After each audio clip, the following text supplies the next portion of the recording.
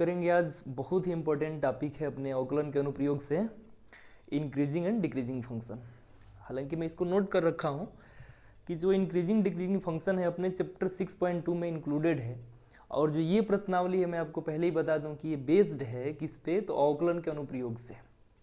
मतलब कि इसमें आपको बहुत अच्छे से जानना है कि जो अवकलन का एक अनुप्रयोग है वो कहीं ना कहीं फलन की इंक्रीज यानी कि वर्धमान की स्थिति में भी उसको मतलब लागू किया जाता है। मैंने चेक करना होता है इसमें कि फलन किस पॉइंट पे इंक्रीज है डिक्रीज है, तो इन चीज़ों के बारे में बहुत अच्छे से हम समझेंगे, है ना।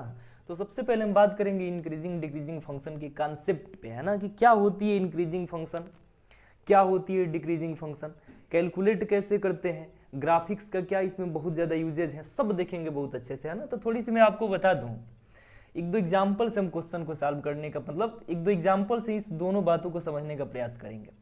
तो अगर मैं पहला एग्जाम्पल अगर ले रहा हूँ, एक लाइन का इक्वेशन में ले रहा हूँ कि y इज इक्वल टू, अगर मैं नोट कर रखा हूँ कि x प्लस, चलिए मैं 5 नोट कर लेता हूँ ये। तो आप इस लाइन को एक बार देखें, ध्यान से समझें कि आप पढ़े होंगे स्लोप फॉर्म में, है ना, इंटरसेप्ट स्लोप फॉर्म पढ़े होंगे कि मतलब सरल रेखा का एक ढाल और अंतःखंड रूप होता है। तो ये y is equal to M x plus C type का है। मतलब थोड़ा सा मैं ये ना बताना चाहता हूँ, मैं आपको सरल रेखा नहीं पढ़ा रहा हूँ, मैं ये कंसेप्ट समझाना चाहता हूँ कि इंक्रीजिंग का क्या मतलब होता है, डिक्रीजिंग का ग्राफ से क्या मतलब होता है आखिरकार, और क्वेश्चन कैसे आते हैं, उनमें एप्लीकेशन बेस्ड क्वेश्चन कैसे अवकलन के अनुप्रयोग से सॉल्व होते हैं, ये सारी चीज़ें हम धीरे धीरे सीख पाएंगे, ठीक है। तो अगर हम बात करें अगर इस सरल रेखा पे कि y is equal to x plus 5, अगर ये नोट कर रखा है तो y is equal to M x plus c के फॉर्म में है यहाँ पे। तो अगर हम एम देख रहे हैं यहाँ पे कंपेयरिंग से, तो जो एम है वो 1 है, आई जो सी इंटरसेप्ट होता है y एक्सिस पे, यहाँ से c की जो वैल्यू है वो 5 है। तो अगर इसकी ग्राफ ड्रा करेंगे तो एम इज इक्वल टू 1, यानी कि एम की जो वैल्यू होती है वो tan थीटा होती है। पढ़े होंगे आप ढाल प्रवणता। तो जो थीटा है कितना डिग्री है, यानी कितने डिग्री का मान 1 होता है tan में, 45 डिग्री का। मतलब कि सरल रेखा एक अक्ष की धन दिशा के साथ 45 डिग्री का कोण बनाती है, और साथ ही साथ बात करें 45 डिग्री की कोण बनाती है, और साथ ही साथ y एक्सिस पे 5 यूनिट का इंटरसेप्ट फॉर्म कट करती है। तो अगर हम इस तरह का ग्राफ बनाना चाहें इसके लिए, तो ये कुछ ऐसा ग्राफ बनेगा। इंटरसेप्ट कटना चाहिए 5 यूनिट। तो इस तरह से अगर ये डिस्टेंस अगर मैं 5 यूनिट ले रहा हूँ, आइए थीटा में 45 डिग्री ले रहा हूँ इस तरह से, तो ये कहीं ना कहीं इस दिए गए y is equal to x plus 5 के लिए सरल रेखा का इक्वेशन रिप्रेजेंट कर रहा है। आप इसको देख रहे होंगे एक बार। तो ये जो पॉइंट है वो हो सके अपना 0,5 है ऐसा। तो आप इस चीज़ को देखें और समझें। मैं इंक्रीजिंग का क्या आपको थोड़ा सा मतलब परिभाषित करना चाहता हूँ कि आखिरकार इंक्रीजिंग फंक्शन होते क्या है। तो हम जानते हैं कि y इज इक्वल टू ये एफ ऑफ एक्स के फॉर्म में डिनोट है। मतलब कि हम इसको ऐसे भी तो नोट कर सकते हैं कि f of x is equal to x plus 5। तो इस तरह से आप देख रहे हैं यहाँ पे कि फंक्शन इंक्रीज का एक ही मतलब होता है कि यहाँ पे अगर इसको देखेंगे तो हुआ ये है कि हमने अगर इस तरह से एक्स के मान में अगर वृद्धि करा, यहाँ पे देखिए दो वेरिएबल होते हैं इसमें, किसी भी फंक्शन में नियर अबाउट दो वेरिएबल होते हैं, एक डिपेंडेंट वेरिएबल होता है, एक इनडिपेंडेंट वेरिएबल होता है। तो जो इसमें एक्स है वो इनडिपेंडेंट है, स्वतंत्र है। आई एक्स की वैल्यू आप स्वेच्छा से पुट कर सकते हैं, लेकिन y डिपेंडेंट होता है किस पे, x पे। तो हम यहाँ से अगर x की वैल्यू बढ़ा रहे हैं तो आप देखिए एफ ऑफ एक्स यानी कि जो y की वैल्यू है वो बढ़ रही है। मतलब ग्राफ y एक्सिस पे ऊपर उठने का मतलब क्या है, ऊपर उठने का मेरा मतलब ये है कि x की वैल्यू जैसे जैसे हम इधर को बढ़ाएंगे, यानी राइट में आप समझते हैं कि x एक्सिस पे राइट में रखी जाने वाली हर वैल्यू हर लेफ्ट से बड़ी होती है। तो इधर से हम x की वैल्यू उधर को बढ़ाते जा रहे हैं, तो y में भी धीरे धीरे यहाँ 0 से अपना ऊपर हुआ है और धीरे धीरे ऊपर उठ रहा है, मतलब y के मान में भी वृद्धि हो रही है। मतलब ये फंक्शन ऐसा मैं बोलूँ, देख के आप इसको समझ सकते हैं। ग्राफ अगर आते हैं तो देख के कैलकुलेशन हो जाएगी, नहीं तो मैं इसको खूब बढ़िया से गणितीय फॉर्म से सिद्ध करने को बताऊंगा। उसके लिए कैलकुलेटिव कुछ तरीके होते हैं जहाँ से आप इसको बिना ग्राफ वाले क्वेश्चन को, हमने मान लो कि सारे ग्राफ तो हम जानते नहीं हैं कि सारे ग्राफ के बारे में ग्राफ पे चेक करें, उनके बारे में बताएं कि नहीं ये यहाँ से यहाँ तक इंक्रीजिंग है, ये फंक्शन इतने इंटरवल में डिक्रीजिंग है। तो ये तो जिसको ग्राफ आती है, कुछ जो गिने चुने फेमस जो अपने हैं फंक्शन, तो उनके बारे में आप एक्सप्लेन कर सकते हैं। लेकिन अब कुछ ऐसे क्वेश्चन है जिनके ग्राफ्स के बारे में हमको बिल्कुल नॉलेज नहीं, तो उनके लिए मैथमेटिक्स के जो अपने वे बने हैं उसको बाद में सीखेंगे। सबसे फर्स्ट ऑफ ऑल हम थोड़ा इंक्रीजिंग का कॉन्सेप्ट देख रहे हैं कि जैसे जैसे x के मान में आप वृद्धि कर रहे हैं वैसे वैसे y में वृद्धि हो रहा है यहाँ पे, ठीक है। तो सीधा का सीधा मेरा मतलब ये बनना चाहिए कि जिस फलन में x के मान में वृद्धि करने से अगर y f ऑफ x के मान में वृद्धि होती है वह फंक्शन एक इंक्रीजिंग फंक्शन कहलाता है। यानी अगर इसको देख के क्वेश्चन में अगर आपसे पूछ दे कि y equal to x plus 5 increasing function है कि डिक्रीजिंग फंक्शन है, यानी कि वर्धमान फंक्शन है कि ह्रासमान फंक्शन है, तो आप कहेंगे कि ये वर्धमान फंक्शन है, ठीक है। हम बाद में सिखाएंगे इसको कैसे कैलकुलेट करना है। तो एक ग्राफ में यहाँ पे लिया था, ठीक है। अब थोड़ा एक दूसरे ग्राफ से हम इस बात को समझेंगे। मैं ग्राफ लिया था ना, ये फंक्शन में y इक्वल टू जो लिखा था कि x प्लस 5, इसमें थोड़ा सा अपना इसी चीज़ को ना यहाँ मैं माइनस एक्स लिखता हूँ। तो अब अगर इसकी comparing y equal to M x plus c से आप कर रहे होंगे तो m की वैल्यू अगर देखेंगे तो आया -1, आई इंटरसेप्ट y एक्सिस पे कट के आया है 5। तो ये जो m की वैल्यू -1, इससे आप क्या सीख पा रहे हैं कि m यानी कि tan थीटा की वैल्यू पर्टिकुलर -1 है। तो tan कितने डिग्री की वैल्यू -1 होती है, तो आप बोल पाएंगे कि tan 135 डिग्री की वैल्यू -1 होती है, पढ़े होंगे आप। अब y एक्सिस पे कितना इंटरसेप्ट फॉर्म है प्लस में, तो प्लस में 5 है। तो इसका ग्राफ क्या बनेगा देखिए, ऐसे, इसका ग्राफ कुछ ऐसे बनेगा, ठीक। तो ये 135 डिग्री का कोण है, suppose that x dash y dash, और ये जो इंटरसेप्ट कटा है ये 5 यूनिट है। तो आप ध्यान से देख पा रहे होंगे यहाँ पे क्या हो रहा है। यहाँ पे फंक्शन के ग्राफ को देख के आप समझिए कि हम अगर x की वैल्यू में वृद्धि कर रहे हैं पर्टिकुलर इस फंक्शन के लिए, अब कुछ भी रियल नंबर रख के देखो, x की वैल्यू यहाँ पे 0 रखेंगे तो 5 आंसर आएगा, +1 रखेंगे तो y का मान 4 आएगा, +2 रखेंगे तो y का मान प्लस में 3 आएगा। मतलब हम x के मान में वृद्धि कर रहे हैं और y का मान हम देख रहे हैं कि डिक्रीज हो रहा है, बढ़ना चाहिए। मतलब x की मान बढ़ना थोड़े ना चाहिए, मतलब सीधा मेरा तात्पर्य ये है कि y डिपेंडेंट है, वो इसके नेचर पे बिहेव करेगा, x के नेचर पे, यानी कि x में हम वृद्धि कर रहे हैं तो y घट रहा है कि बढ़ रहा है, ठीक है। तो इस तरह से हम ये बता रहे हैं कि हम x में अगर वृद्धि कर रहे हैं, इंक्रीजिंग कर रहे हैं ऐसे x में, तो आप y देखिए जो ग्राफ है यहाँ पे x 0 था तो फलन में y का मान 5 था, x का मान अगर 1 2 3 4 5 अगर हम कुछ भी पुट कर रहे हैं तो y का मान कम ही हो रहा है, देख पा रहे होंगे आप, ठीक है। तो इस टाइप के इस फंक्शन को देख के आप क्या लॉजिक लगा सकते हैं कि x के मान में वृद्धि करने से अगर y यानी कि f ऑफ x यानी कि फलन का मान घट रहा है तो ये फंक्शन एक डिक्रीज फंक्शन है। मैं उम्मीद करता हूँ इतनी बातें आप समझ पाए होंगे, ठीक है। तो थोड़ी सी हम और बात करेंगे, कुछ जो गिने चुने अपने फेमस फंक्शन है, जैसे sin x का कर्व हो गया, cos x का कर्व है, tan x है, तो ये सब बड़ी क्वेश्चन पेपर में छपते हैं। इनकी मतलब थोड़ी सी कंटेंट जो है ये कहीं ना कहीं थोड़े से मतलब आते रहते हैं, तो एक बार इनको देखेंगे, फिर साथ ही साथ इनको जो मैथमेटिक्स अप्रोच होती है कि कैसे इसको क्वेश्चन सॉल्व करना होता है। अब सब तो कि देखिए सबकी ग्राफ पता है तो आप बता पाएंगे, लेकिन कुछ ऐसे फंक्शन जिनका ग्राफ हमें नहीं पता होता है तो उसके लिए भी कैलकुलेटिव तरीका होना चाहिए। तो चलिए हम थोड़ा सा ना एक दो फंक्शन के बारे में और थोड़ी सी ना बात करेंगे, इंक्रीजिंग डिक्रीजिंग फंक्शन के बारे में। आप एक फंक्शन यहाँ देख पा रहे होंगे, मैंने एक ट्रिग्नोमेट्री का फंक्शन यहाँ पे नोट कर रखा है, y equal to cos x। आप जानते हैं इसका ग्राफ कैसे बनता होगा, ठीक है। अगर ट्रिग्नोमेट्री को आपने अच्छे से कवर करा है तो आप जानते हैं कि जब थीटा को आप 0 डिग्री रखते हैं x एक्सिस पे, यानी कि यहाँ जो अपना ओरिजिन है मूल बिंदु, तो y का जो मान निकलना चाहिए, जो फंक्शन में f ऑफ x का जो मान निकलना चाहिए 1 निकलना चाहिए। तो हम ग्राफ पे बहुत फोकस नहीं करेंगे क्योंकि ग्राफ आपको मैं उम्मीद करता हूँ इस तरह से पता होगा, ठीक है। इस तरह से इसकी ग्राफ बनती है, इस तरह से। तो आप इन चीज़ों को एक बार ध्यान से देखें इस ग्राफ को। हम बोलें कि बताइए कि ये वाला जो फंक्शन अपना है, ये जो ग्राफ बना है cos x का, ये इंक्रीजिंग फंक्शन है कि डिक्रीजिंग फंक्शन है। आपके दिमाग में आएगा कि ये मतलब इंटरवल वगैरह इसमें ना है। मतलब अगर हम यहाँ देखें तो यहाँ पे अपना 0 डिग्री होता है, ये वाला पॉइंट π/2 है, यहाँ पे होता है पाई, ये होता है 3π/2। तो आप चीज़ों को अगर ध्यान से देखेंगे तो यहाँ पे अगर मैं एक इंटरवल कैलकुलेट कर रहा हूँ कि 0 से π/2, ये एक ओपन इंटरवल में ले रहा हूँ, आप इस इंटरवल में फलन को देख के बताएं कि इस इंटरवल में फलन यानी कि जैसे जैसे 0 डिग्री से हम थीटा का मान π/2 यानी 90 डिग्री तक इंक्रीज करते हैं तो y का मान क्या होता है, यानी कि फलन में ग्राफ क्या करता है। तो ग्राफ देखिए 0 डिग्री पे फलन में जो ग्राफ था यहाँ से था, ठीक है, लेकिन जैसे जैसे π/2 की तरफ गए इसका ग्राफ डिक्रीज हो रही है, नीचे आ रहा है, मतलब कि y का मान घट रहा है। लेकिन आप इसी चीज़ को और आगे देखेंगे तो हम कहें कि एक और इंटरवल लीजिए 0 to π तक, तो यहाँ से देखिए ग्राफ ये नीचे जा रहा है, नीचे जा रहा है, अब पाई तक तो नीचे ही तो आएगा। मतलब अगर इस तरह का क्वेश्चन आपके मतलब एग्जाम्पल में भी हैं, क्वेश्चन सेट में भी हैं, पूछा गया है कि y = cos x का 0 to π, चाहे उसको पूछना होगा तो पूछेगा 0 to π/2, चाहे इसमें से कोई भी एक कट करके अपना निकाल सकता है इंटरवल और उसके बारे में आपसे पूछ सकता है, ठीक है। तो हम बाद में समझेंगे कि मतलब कैसे कैलकुलेट करना है। ग्राफ से चीज़ें मैं उम्मीद कर रहा हूँ समझ पा रहे होंगे कि यहाँ से यहाँ तक मैंने थीटा का मान 0 से π तक बढ़ाया है, लेकिन फलन का मान डिक्रीज हो रहा है।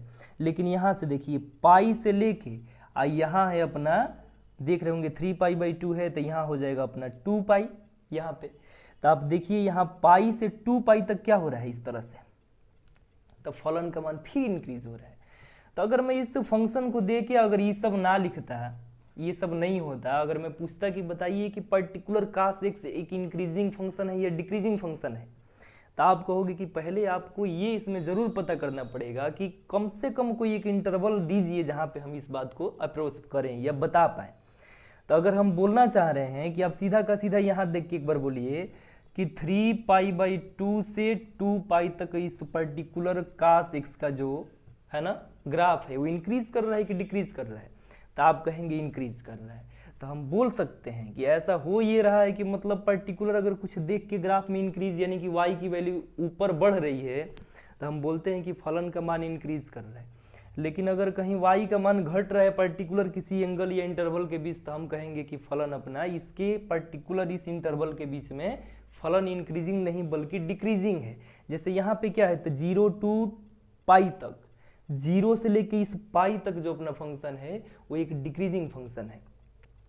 लेकिन कुल मिल के आप इसको मतलब थोड़ी सी और समझदारी दिखाते हैं, तो आप अगर एक ही फलन में कुछ जगह इंक्रीजिंग हो जाए फिर कुछ आगे चल के डिक्रीज हो जाए तो उस फंक्शन को क्या बोलेंगे।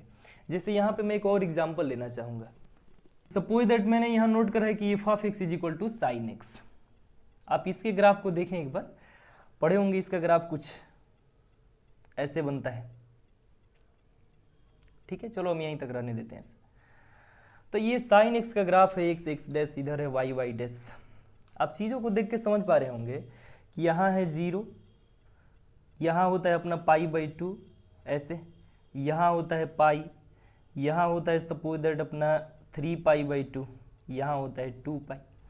आप एक बार देखो और मेरे को बताओ कि ये पर्टिकुलर इस ग्राफ को देख के बताइए कि f(x) = sin x 0 से π के बीच में, पाई से 0 से π के बीच में इंक्रीज है, इंक्रीजिंग फंक्शन है कि डिक्रीजिंग फंक्शन है। तो अगर ग्राफ अगर देख पा रहे होंगे तब देखिए एक बार ये धीरे धीरे ऊपर उठा है y का मान, अब फिर उठते धीरे धीरे लोअर कैटेगरी में चला गया, यहाँ से फिर नीचे चला गया। अब फिर समझो कि जहाँ x = 0, सॉरी y बराबर जहाँ 0 यहाँ पर भी था, अब फिर आज भी वही है इस तरह से। मतलब कुल मिल के मेरे को ये पता है कि अगर किसी कहीं इंटरवल में अगर ये पता चल जाए कि एक बार फलन इंक्रीज कर रहा है अब फिर डिक्रीज कर रहा है, तो इन दोनों बातों को मिला के एक ही बात बोलते हैं कि फलन इस इंटरवल में न तो इंक्रीज है और न ही डिक्रीजिंग फंक्शन है। मतलब ये 0 से π के बीच में sin x नहीं इंक्रीजिंग फंक्शन है और नहीं डिक्रीजिंग फंक्शन है। तो ये तो छोटे मोटे में एक दो एग्जाम्पल से जिनके ग्राफ्स हमको पता थे हमने कैलकुलेट कर दिए। लेकिन अब कुछ ऐसे गिने चुने क्वेश्चन हो सकते हैं जिनके ग्राफ हमें बिल्कुल पता नहीं है। एग्जाम्पल में सपोज दैट कि अगर y = में यहाँ नोट कर दिया कि x - 3 x + 5 का स्क्वायर इस तरह से, ऐसे कुछ, या y = e⁻x multiple sin x इस तरह से, तो ये फंक्शन है तो ग्राफ तो बनेगा, सीधी सी बात है। बट अब इनके बारे में अगर हम कहें कि आप ग्राफ खींचो फिर उसमें इंटरवल नोट करिए फिर पता करिए तो थोड़ा सा बहुत कॉम्प्लिकेटेड हो जाएगा। तो इसके लिए कुछ रूल रेगुलेशन होने चाहिए था, ठीक है। तो हम थोड़ा उसी पे बात करेंगे कि क्या क्या इसमें कुछ नियम होते हैं, कैसे इसको मैथमेटिक्स की वजह से और अवकलन के अनुप्रयोग से इस बात को दिखाया जा सकता है कि फलन यहाँ पे इंक्रीज हो रहा है कि डिक्रीज हो रहा है। तो चलिए बहुत अच्छे से बात करेंगे। चलिए थोड़ी एक दो ग्राफ पे फोकस करेंगे और कॉन्सेप्ट को सीधा सीधा मैं निकाल के लेके आता हूँ कि कैसे क्वेश्चन में अप्लाई होते हैं, कैसे क्वेश्चन को मतलब बिना ग्राफ्स के भी सॉल्व किए जाते हैं, ठीक है। तो सपोज दैट कि मैं फिर से एक बार साइन का ही ग्राफ ले रहा हूँ यहाँ पे, और कुछ इस तरह से इसका ग्राफ बनता है। जानते होंगे आप।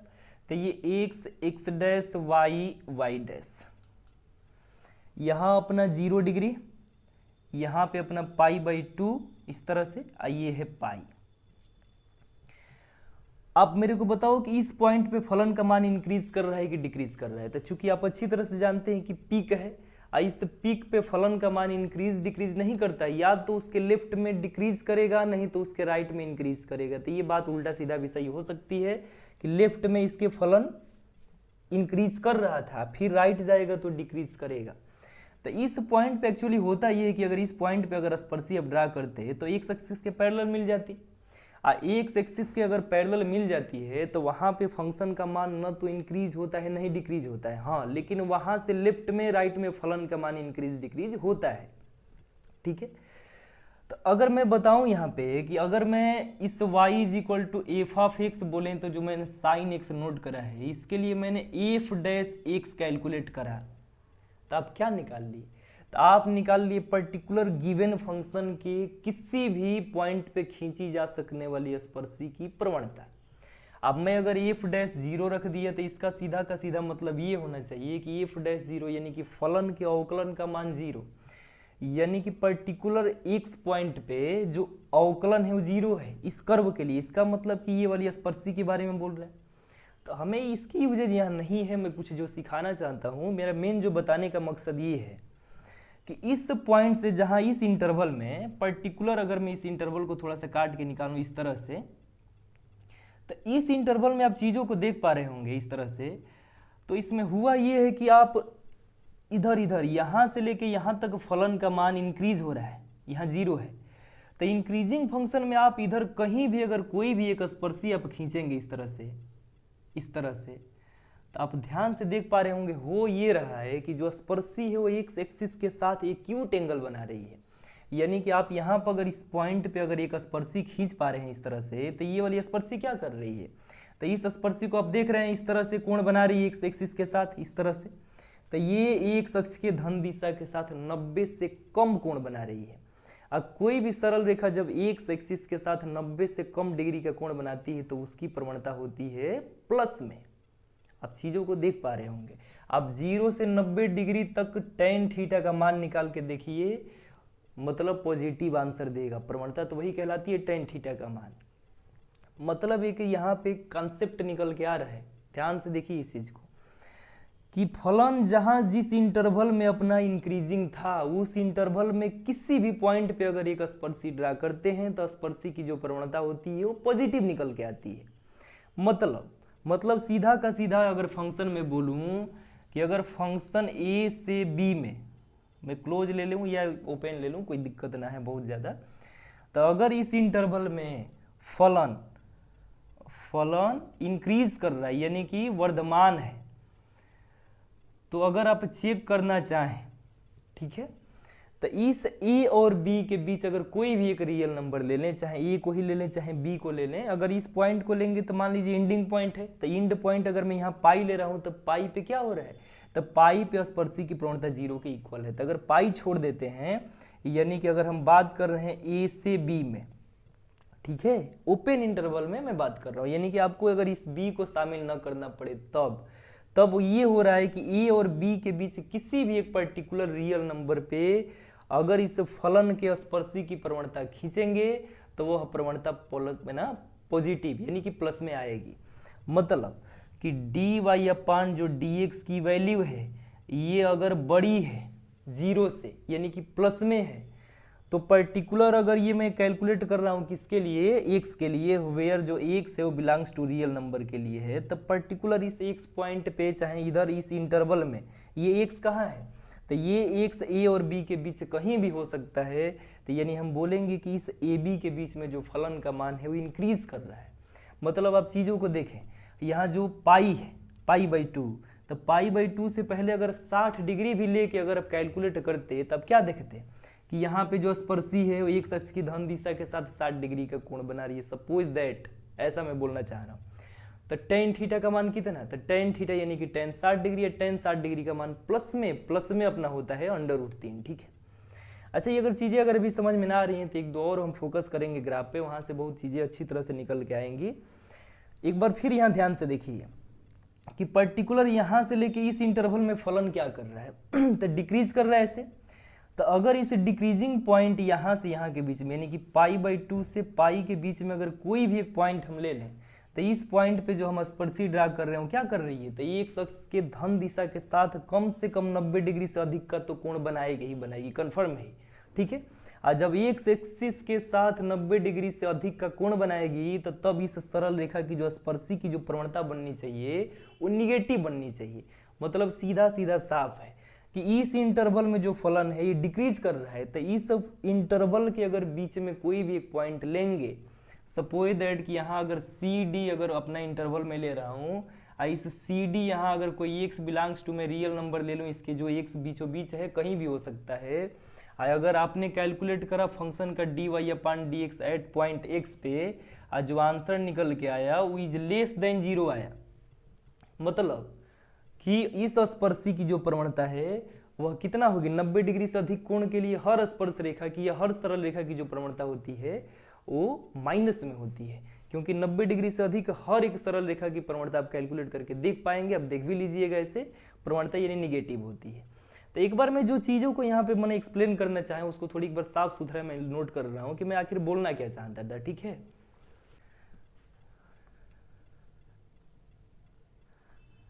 फॉर इंक्रीज है ना, इंक्रीजिंग फंक्शन के लिए होना ये चाहिए कि अगर y is equal to f(x) given है, ठीक है, अगर इंटरवल दे या चाहे ना दे, ठीक है। कुछ ऐसे फंक्शन होते हैं जिनके लिए इंटरवल की आवश्यकता नहीं होती, वो पर्टिकुलर है ना, वो हमेशा इंक्रीज होते रहते हैं या तो हमेशा डिक्रीज होते रहते हैं। तो फंक्शन या तो इंक्रीजिंग ही होते हैं नहीं तो डिक्रीजिंग ही होते हैं। तो सपोज दैट कि मैंने इंक्रीजिंग के लिए मैं कुछ बात नोट कर रहा हूँ कि dy/dx की अगर वैल्यू 0 से अगर बड़ी मिल गई, ठीक है, तो वो फंक्शन पर्टिकुलर है ना, पर्टिकुलर वो फंक्शन एक इंक्रीजिंग फंक्शन ही होता है। लेकिन डिक्रीज के बारे में अगर हम बात करें तो अगर dy/dx की जो वैल्यू है वो इज लेस देन 0 मिल गई ऐसा, तो मतलब कि जिस फंक्शन के लिए कैलकुलेट करा है आपने, अब वहाँ पे dy/dx की जो वैल्यू आई है कैलकुलेट करने के बाद निगेटिव आ रही है, तो हम ये बोलना चाहेंगे कि फलन पर्टिकुलर जो गिवन है वह एक डिक्रीजिंग फंक्शन है। अच्छा, क्वेश्चन में इनको कैसे सॉल्व करना होता है, इनके थोड़ी सी लिए मतलब एक क्वेश्चन लेके हम समझाएंगे आपको। तो चलिए ना, इस चीज़ों को लिखना है तो नोट करिए, नहीं तो एक दो क्वेश्चन में सारी बातें तो याद ही हो जाती है, इसमें कोई बहुत ज़्यादा इशू नहीं है। चलिए क्वेश्चन लेंगे हम, बहुत ही बढ़िया क्वेश्चन नोट करा है। इस क्वेश्चन को देखिए, मैं अभी ग्राफ से इसको मतलब एक्सप्लेन कर रहा था, लेकिन ये क्वेश्चन भी है आपके बुक में नोट करा है कि f(x) is equal to cos x एक कोई गिवन फंक्शन है। बोला है कि 0 to π में फंक्शन ह्रासमान है, ऐसा आपको प्रूव करना है, ठीक है। ये भी बोला है कि पाई से 2π के जो बीच में फलन है वो वर्धमान है। आइए 0 to 2π के बीच में या तो फलन ह्रासमान है या नहीं वर्धमान है, ऐसा कुछ बोलना चाहें तो चलिए एक बार मैं इसे एक रैंडम तरीके से ग्राफ से बता देता हूँ, फिर अपनी वे जिस वे का मैं बताया हूँ कि एक बार आप एक काम करिए, फलन का अवकलन करिए, अवकलन की जो वैल्यू है अगर वो पॉजिटिव बनती है, ठीक है, तो पर्टिकुलर उस इंटरवल के बीच में जिसके बीच में आपने कैलकुलेट करा है वहाँ पे फलन का मान इंक्रीज करेगा। और उसके बाद अगर फलन में वही dy/dx कैलकुलेट करे, अगर 0 से छोटा है तो डिक्रीज करेगा। ये अभी आप सीख रहे थे, ठीक है। तो अगर इसका ग्राफ बनाएंगे आप तो इसका ग्राफ ऐसा कुछ बनता है, ऐसे, यही ग्राफ है, ठीक है, cos x का ग्राफ है। तो अब चीज़ों को देख पा रहे होंगे 0 से पाई, तो यहाँ होता है 0, यहाँ होता है अपना पाई। तो अब देखिए 0 से पाई नहीं है, 0 से पाई तक जो यहाँ तक फलन है वो क्या कर रहा है, जैसे जैसे हम थीटा का मान बढ़ा रहे हैं फलन में जो ग्राफ है वो डिक्रीज कर रहा है, डिक्रीज नीचे को जा रहा है। तो ये तो मतलब स्टेटमेंट सही है, आपको ये भी दिखाना है, इसमें सब स्टेटमेंट सही है, बस खाली एक बार देखना है आपको, अपनी नज़रों से देख लेना है। तो पाई से 2π तक, तो यहाँ है पाई, और उसके बाद यहाँ देखिए यहाँ पे हो जाएगा अपना 3π/2 और यहाँ हो जाएगा 2π। तो यहाँ से लेके यहाँ तक फलन को देखें आप, बताइए यहाँ से लेके यहाँ तक फलन का मान डिक्रीज नहीं बल्कि इंक्रीज कर रहा है, तो वर्धमान तो है ही है। लेकिन ये 0 to 2π बोला है, 0 to 2π मतलब यहाँ 0 डिग्री से लेके 2π तक, इसमें फलन का मान देखिए क्या होने वाला है। फलन का मान जो 0 से 2π तक है, यहाँ पे ऐसे आपको देखना है कि फलन यहाँ, ठीक है, यहाँ ऊपर था डिक्रीज हुआ, फिर अपर आया, फिर उतना ही आया जितना ऊपर से अपना स्टार्ट करा था जाने को। तो इसमें क्या हुआ, फलन एक बार इंक्रीज करा, एक बार डिक्रीज करा, या एक बार यहाँ नीचे डिक्रीज कर रहा है फिर आगे चल के इंक्रीज कर रहा है। तो ये तो चीज़ें हैं जो समझ में आ गई ग्राफ से, लेकिन इसे सॉल्व करके एक बार ट्राई करते हैं कैसे ये आंसर देता है। ठीक है, चलिए इस क्वेश्चन को देखेंगे। लिखा है कि f of x is equal to cos x। Prove करिए कि इतने के बीच में जो फलन का मान है वो इंक्रीजिंग है फंक्शन, है ना, इंक्रीजिंग फंक्शन है। तो x के सापेक्ष जब अवकलन करेंगे तो f dash x is equal to minus में sin x आएगा। ठीक है, इंक्रीज नहीं, सॉरी, हरसमान फंक्शन बोल रहे हैं। तो जो sin x आएगा, cos x का अवकलन माइनस में sin x। आया आप एक बार ध्यान से देखें, 0 से पाई तक फलन का मान, फलन में sin x का मान, चूंकि आप लिखना पड़ेगा यहाँ पे कि चूंकि हम जानते हैं कि sin x, है ना, फॉर ऑल x, है ना, या ऐसे लिख दीजिए कि sin x कितने के बीच में, 0 से पाई के बीच पॉजिटिव होता है। देखिए ध्यान से, यानी कि 0 से पाई, यानी कि जो sin x अगर आप पढ़े होंगे ऐसे, तो यहाँ से लेके यहाँ तक जो फलन का ग्राफ है उसमें sin थीटा का जो मान निकालते हैं, sin 0 का, sin 30, sin 45, sin 60, 90 ऐसा कुछ करके 120 वगैरह, तो आप मेरे को बताएं वहाँ पे क्या होता है sin थीटा का मान। sin थीटा का मान निगेटिव तो आता नहीं है, पॉजिटिव ही आता है। और जब sin थीटा का मान पॉजिटिव आता है तो सीधा सीधा तात्पर्य होना चाहिए कि यहाँ पे पॉजिटिव वैल्यू अगर पुट करेंगे, मतलब 0 से पाई तक के किसी भी वैल्यू के लिए sin थीटा का मान पॉजिटिव, अगर यहाँ पे कोई पॉजिटिव वैल्यू पुट करेंगे तो f डैश x की वैल्यू निगेटिव आएगी। तो चूंकि वी नो दैट, यहाँ से क्या स्पष्ट हो रहा है, तो स्पष्ट है कि जो f डैश x है वो लेस देन 0 है। मतलब सीधा सीधा साफ है कि फलन के अवकलन की वैल्यू इस इंटरवल में क्या हो रही है, तो 0 से छोटी मिल रही है। मतलब कि इस इंटरवल में फलन क्या कर रहा है, डिक्रीज कर रहा है। मैं उम्मीद कर रहा हूँ बातें समझ पा रहे होंगे। ठीक है, अच्छा एक और चीज यहीं से मैं इसको प्रूव करके देखता हूँ कि पाई से 2 पाई तक फलन का मान डिक्रीज कर रहा है कि इंक्रीज कर रहा है। तो आप देखिए सब कुछ वही रहेगा, फलन का अवकलन करिए, ये वाला निकल के आया।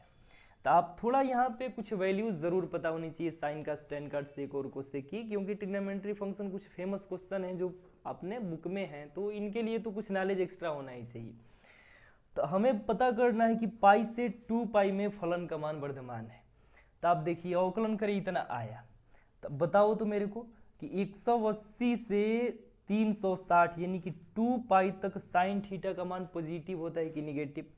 तो कई बार अवकलन को छोड़िए, हम ट्रिग्नोमेट्री फंक्शन में भी बताए हैं इस तरह से कि साइन थीटा का मान पहले और दूसरे चतुर्थांश में पॉजिटिव होता है, लेकिन इस तीसरे में और इस चौथे में निगेटिव होता है। मतलब सीधा का सीधा बोलिए कि पाई से 2 पाई के बीच जो फलन में साइन एक्स का मान है वो निगेटिव होता है।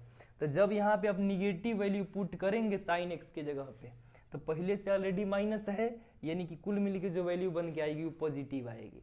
मतलब आपको यही लिखना पड़ेगा कि चूंकि हम जानते हैं कि साइन एक्स 0 से नहीं बल्कि पाई से 2 पाई के बीच निगेटिव होता है, अतः स्पष्ट है कि f dash x is greater than 0, अतः फलन पाई से 2 पाई के बीच में वर्धमान है।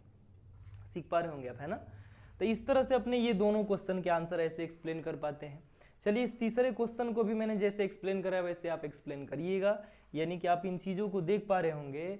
अगर इसको आप कैलकुलेट करेंगे तो इसमें 2 इंटरवल आपको कट के निकालना पड़ेगा। यही वाले इंटरवल एक 0 से पाई तक, एक 2 पाई से, सॉरी एक 0 से पाई तक, एक पाई से 2 पाई तक।